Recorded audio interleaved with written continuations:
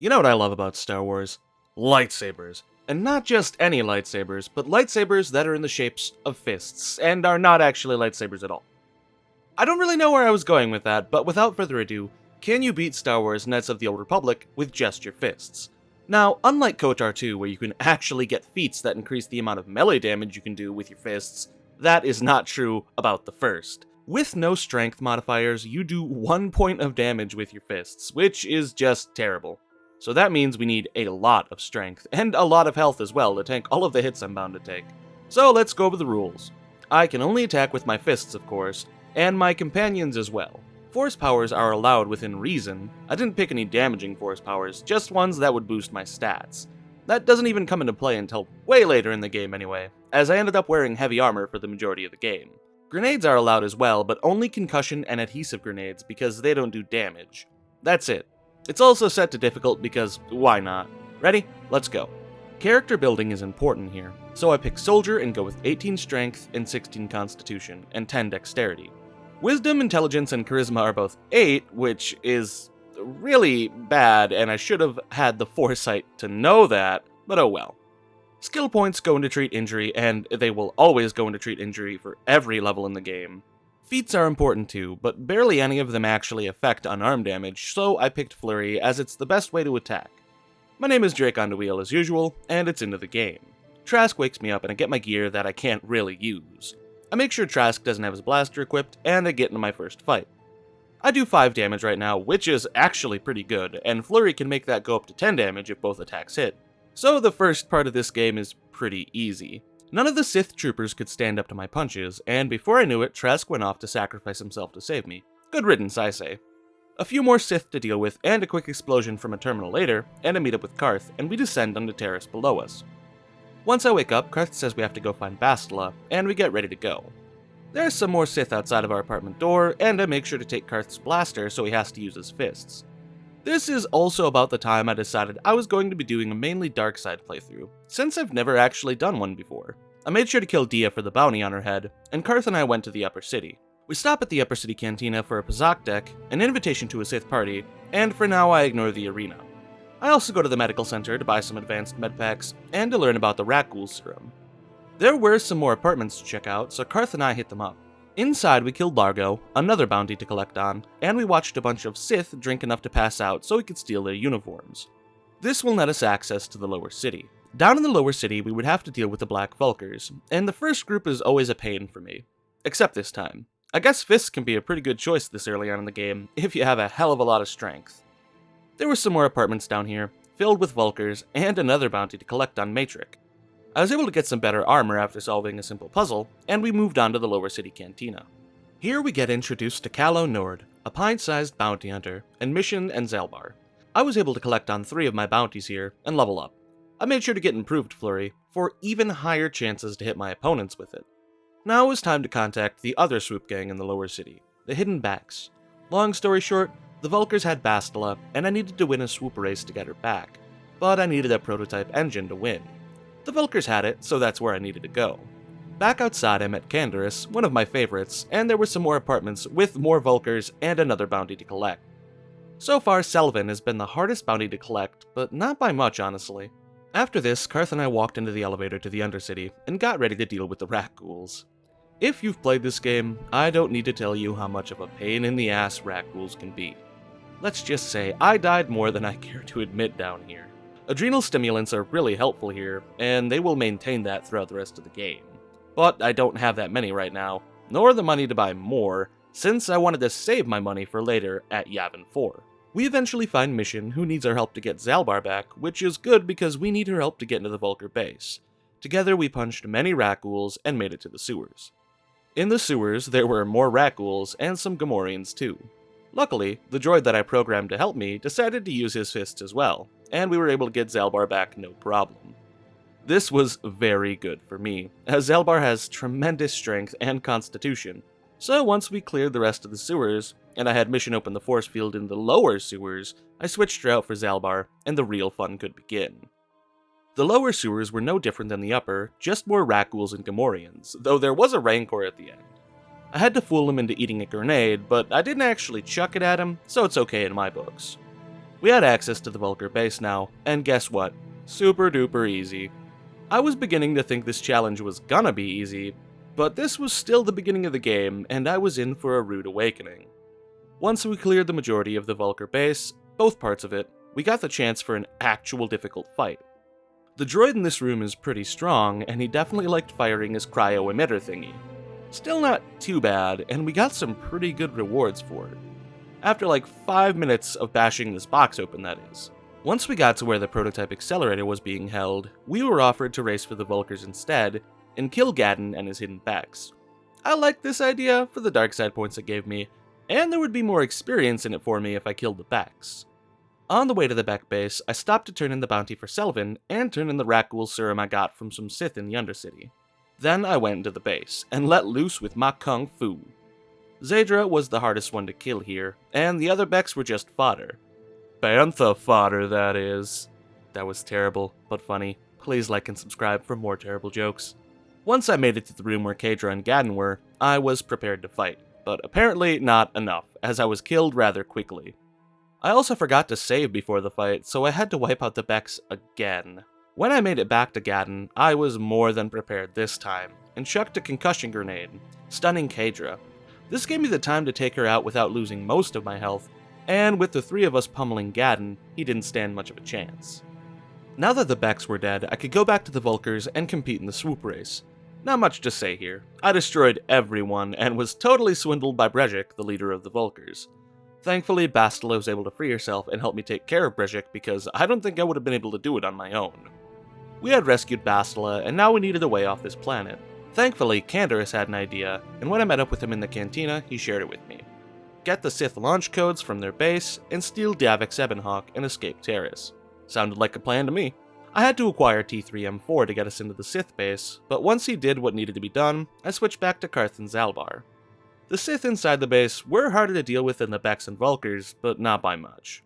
There was a large assault droid waiting for us that I thought would give us some trouble, but for some reason fists against steel prevail. I hit level 8 here, which was the highest level I'd be getting as a soldier before I became a Jedi later on. Now it was time for the most challenging battle yet. I had to face off against a Dark Jedi with my bare hands, and yeah, it went about as well as you would expect. It definitely took a few tries to figure out how to deal with this guy, and at one point I was one hit from killing him, but Carth and I both died. In the end, what worked was Zalbar getting targeted and not me. Zalbar and Carth were pretty much meat shields, and that helped me a lot for this adventure. With the Dark Jedi dead, we had the Sith launch codes, and it was time for the arena. Man, I love the arena in this game. I wish that it was longer, or maybe that there were more arenas on other planets, but you can't always get what you want. None of the challengers here gave me any problems at all, not even the champion. Once I was crowned, I could challenge Bendak Starkiller to a deathmatch and finish the last bounty. The first try was pretty good, and I even had a life support pack to help me, but I still died. The second attempt I made sure to go with a bunch of stimulants and a shield active. This was a much better attempt, but I still almost died. I think I had 1 HP left, but I managed to kill Bendak Starkiller with my bare hands. I am impressed. Back to the cantina to turn in my last bounty on Bendak, and to talk to Canderous. It was time to get off this rock, and we had picked a great time, as Malak had decided to wipe Taris out with bombardments from his capital ship. At Davik's estate, I was ready for a hard fight. Canderous was in the party now, and he would not be leaving anytime soon. We killed a fair amount of guards and bounty hunters before we were able to make it to the Ebonhawk, and this is the one fight I was worried about the most on Taris. Calo Nord and Davik. Hot damn, is this fight a good gear check for the game. Now, this fight is always hard for me, but I guess I like to surprise myself. First try, baby! I learned that getting Calo Nord to half health makes this fight super easy, as Davik dies and the cutscene plays, but I didn't expect it to go so well on my first try. We all boarded the Ebonhawk and made way for Dantooine, where a small Jedi enclave was located. We make it to Dantooine, and I lie my way through the dialogue with the Jedi Council. They would like to train me to be a Jedi, so I guess that's what I'm doing. After a cutscene plays, I have to memorize the Jedi Code and choose the class of Jedi I would like to be. I chose Jedi Guardian, as I would be able to choose the most feats with this class. I also got my lightsaber, which was completely useless, and then they told me to go cleanse the Grove of the dark side. You know what that means? Time to punch the absolute crap out of some Cathounds. That was after I got 2 side quests. One to kill the Mandalorians causing trouble, and one to find a woman's lost droid. While the Cathounds in the area didn't do much damage, they sure did take a minute to kill. I still only did 7 damage a punch right now, which I guess isn't bad by punching standards, but in general it is not very good.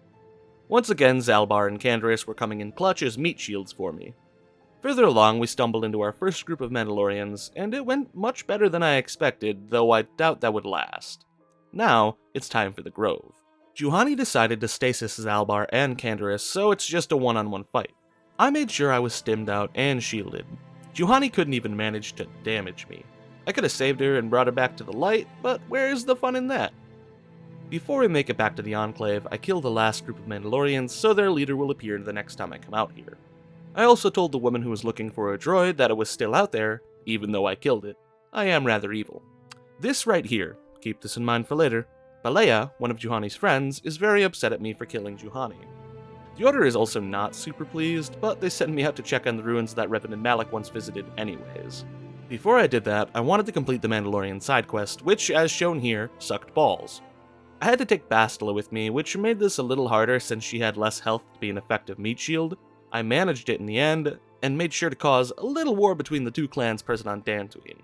I'm pretty sure I was very close to max Darkside at this point. I finally decided to visit the ruins and learn about the Starforge. The droids here are actually easier to kill with fists than blasters or lightsabers, so it wasn't too bad. We found a piece of the star map and made our way back to the council. Even though I was very much the wrong person for the job, they decided they wanted to send me on the quest to find the Starforge anyways, so I could destroy it and end Darth Malak's reign of terror. There are 4 planets for me to visit: Tatooine, Manaan, Corriban, and Kashyyyk. There was also a space station orbiting Yavin, which housed some of the best items in the game. I chose to go to Tatooine first, in an attempt to acquire HK-47. I also wanted a Swoop race here for the race bonds that sell for a pretty penny. Since I am a master of the Swoop, it didn't take very long. There was one key problem though. I could not kill the Dark Jedi that were blocking the way forward. I couldn't even kill one of them before we all died. I'm assuming it's my awful wisdom modifier and my terrible will saving throws, but I could be wrong. The only thing I could do was board the Ebonhawk and go somewhere else for now, that being Yavin, to sell my stuff and get decked out. A side note about Yavin, if you didn't already know, Suvam here buys your stuff at a ridiculous price. A racing bond is normally worth 60 creds, but here they sell for 156. I have 150 of them, and almost everything else I've saved in my travels. To put it lightly, I am loaded. The key thing I bought here was the light exoskeleton, which gave me 1 extra strength, and when I upgraded it, it gives me 2 strength. That paired with the CNS Strength Enhancer belt I bought on Dantooine, and the strength gloves, I had a total of 26 strength. Now that I was super buff, I decided to head to Corriban since I still didn't think I would beat the Dark Jedi on Tatooine, so why not go to a planet literally filled to the brim with them, right? There are a lot of dark side options on this planet, and while I'm not going to go through all of them, let's just say more than a few people ended up dead for no good reason. Corriban is home to the Sith Academy, and I needed a medallion for entrance. I walked up to the gate so Yuthra, the person I could get the medallion from, would spawn in, and who else do I see but Balea? If you remember, she was the friend of Juhani who was rather upset that I killed her. Now she has joined the dark side and wants revenge. Too bad for her that I am a master of the kung fu fighting style known as the Fist of the Sith. She died, probably quite painfully. I still needed the medallion though, and while Yuthra would give me one, she did not believe that I was worthy. So I had to kill a student that was already accepted, and that was no easy task. I'm just gonna say it. All Jedi I have to fight in this challenge are a pain in the ass for me since I had really low wisdom, which helps you avoid many of the negative side effects of the Force. Now that I had a medallion, I was allowed into the academy and I had to accomplish tasks of worth to prove myself. Yuthra also wanted me to help kill Master Uthar during the final test if I was selected, and I agreed. To prove myself, I told Uthar the code of the Sith and interrogated a Mandalorian about his weapon cache. I did have to kill a Dark Jedi, which sucked since my character glitched out and would not help Canderous attack after a while. This happened a few times throughout this playthrough, and always at the worst times. To gain more prestige, I needed to go into the Valley of the Dark Lords and loot some of the crypts for artifacts. This was actually the main reason I decided to do Corriban this early in the game. I figured I could get some decent darkside artifacts to help me through the game. I was wrong as hell, but it was worth a shot, I suppose. Immediately upon entering the valley, I am greeted by Calo Nord, who didn't have the good sense to die when I first fought him. Even when I leveled up mid-fight to restore my health to full, I still almost didn't make it out of this fight alive. We're starting to hit a large blockade that would soon become nearly impossible to keep up with. That's the real challenge here. Right now I could be doing 30 damage or more a hit, but I'm stuck with 8 damage a hit, and if I flurry, that's 16 damage a hit at the cost of defense and less of a chance to hit.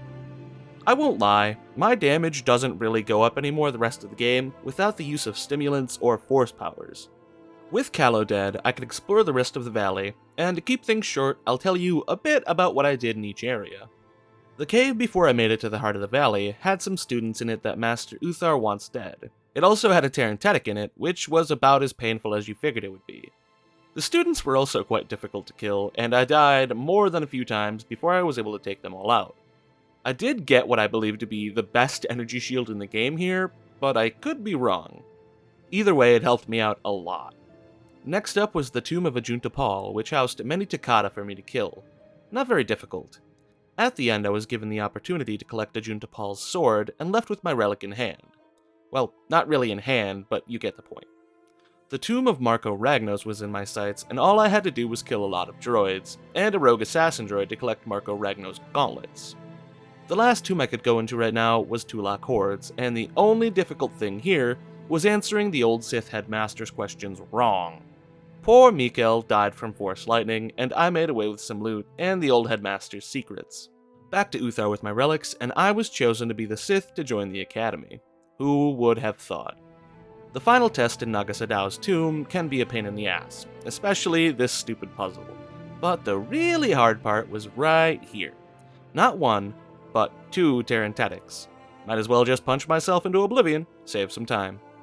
Now, there is a decent way to handle this. If you get close to one of the Tarantatics, and not the other, you can fight them one-on-one, which still really sucks without the use of my meat shields, but it's actually possible this way. I don't think I could have taken both of them on at the same time and lived in any scenario that involves fists. Maybe if I had a crap ton of Mandalorian melee shields, but I still doubt it. Thankfully, I leveled up before I started fighting them, and saved it for mid-battle so I could get all of my health back, and I had a few life support kits to boost me back to full HP if needed. But it was still the hardest part of the challenge so far. With this all complete, I could collect the piece of the star map I needed and the Sith lightsaber to complete the test. Back to Master Uthar, and Yuthra and I decided to strike him down. I think this part would have been much harder without that OP shield I picked up a bit ago, but I managed quite well killing both of them here. I cleared out the rest of the academy, and it was time to find another piece of the star map, but that will sadly have to wait. KOTOR is a relatively long game, and I don't want this video to be 45 minutes long, so I will be splitting it into 2 parts. That said though, I promise it will not take me 6 months to get the second part out like it did last time. It will be out in a few days. If you enjoyed this and want to see more, leave a like and subscribe. Turn on that notification bell even. It all helps me out and gives me the confidence and support to keep making videos. If you like KOTOR, check out the other challenge I did for it, or any of my other challenges for that matter, and don't forget to check out the Discord and Patreon. All the help you can give is appreciated beyond measure. And until next time, stay safe out there, and peace out.